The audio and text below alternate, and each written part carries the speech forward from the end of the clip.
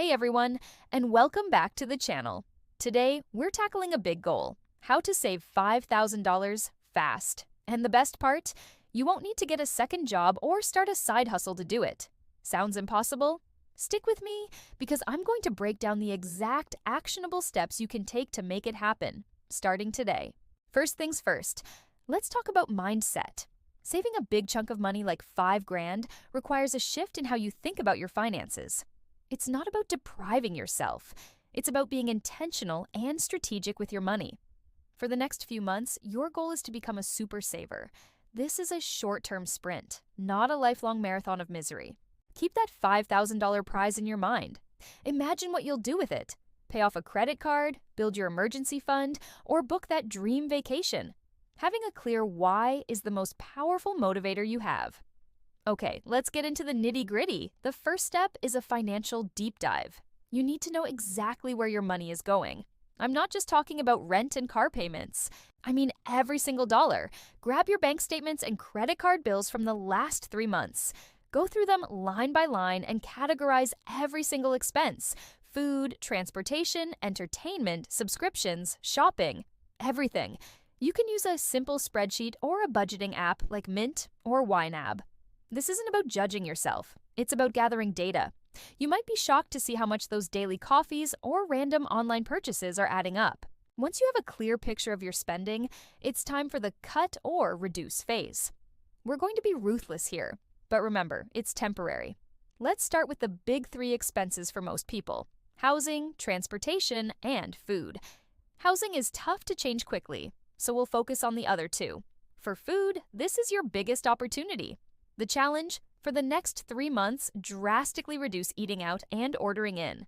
I'm talking about a near total ban. If you spend $300 a month on restaurants and takeout, that's $900 right there. Instead, embrace meal prepping. Spend a few hours on Sunday planning and cooking your lunches and dinners for the week. It's not as hard as it sounds. Think simple: rice, beans, chicken, roasted veggies.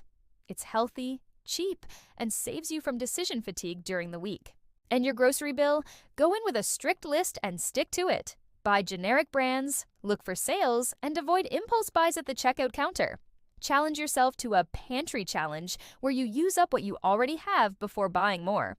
You could easily save $300 to $500 a month just on food. Next up, transportation. If you drive to work, can you carpool with a coworker and split the cost of gas and parking? Even doing this twice a week can save a significant amount. Is public transit an option?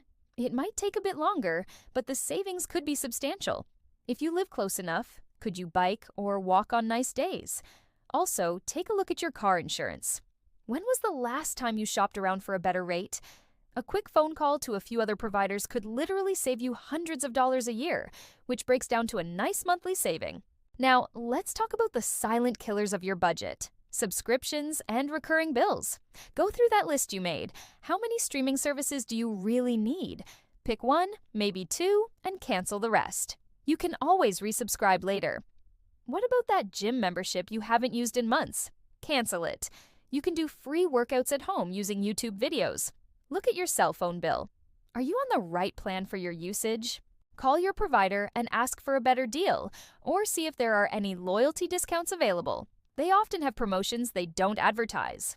The same goes for your cable and internet bill. Negotiating these bills can often shave off $20 to $50 a month, which really adds up.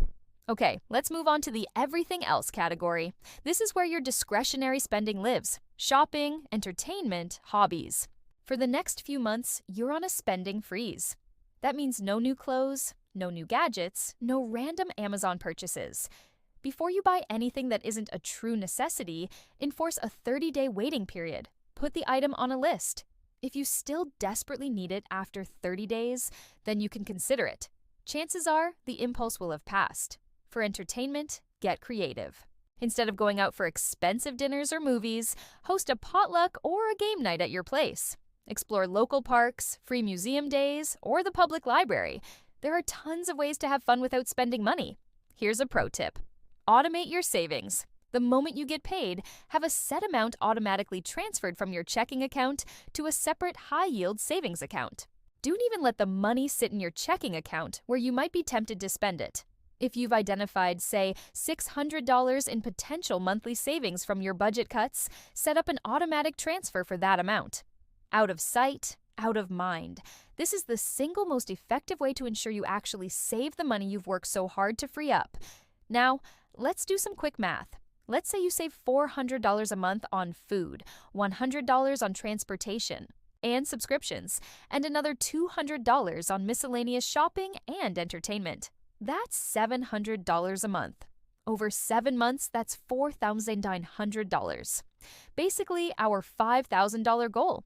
If you can be even more aggressive and find $850 in savings, you'll hit your goal in under 6 months. It's entirely possible without earning a single extra dollar.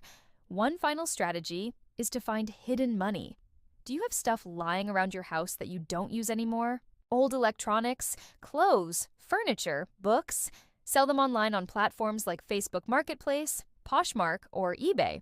You could be sitting on a few $100 or even $1,000 that you can put directly towards your savings goal. Think of it as a one-time cash injection to speed up your progress. Also, check for any forgotten gift cards or store credits you might have. Use them for necessary purchases instead of your own cash. Remember, this is a focused, short-term effort. It requires discipline, but the feeling of hitting that $5,000 goal will be incredible. You'll not only have the cash, but you'll also have built powerful new financial habits. You'll have a much better understanding of your spending, and you'll prove to yourself that you are in control of your money. It's about being resourceful, intentional, and focused. You absolutely can do this. So, what do you think? Which of these tips are you going to try first? Let me know down in the comments below. I'd love to hear about your own savings journey and any other tips you might have. If you found this video helpful, please give it a thumbs up and don't forget to subscribe and hit that notification bell so you don't miss our next video. Thanks for watching, and I'll see you in the next one.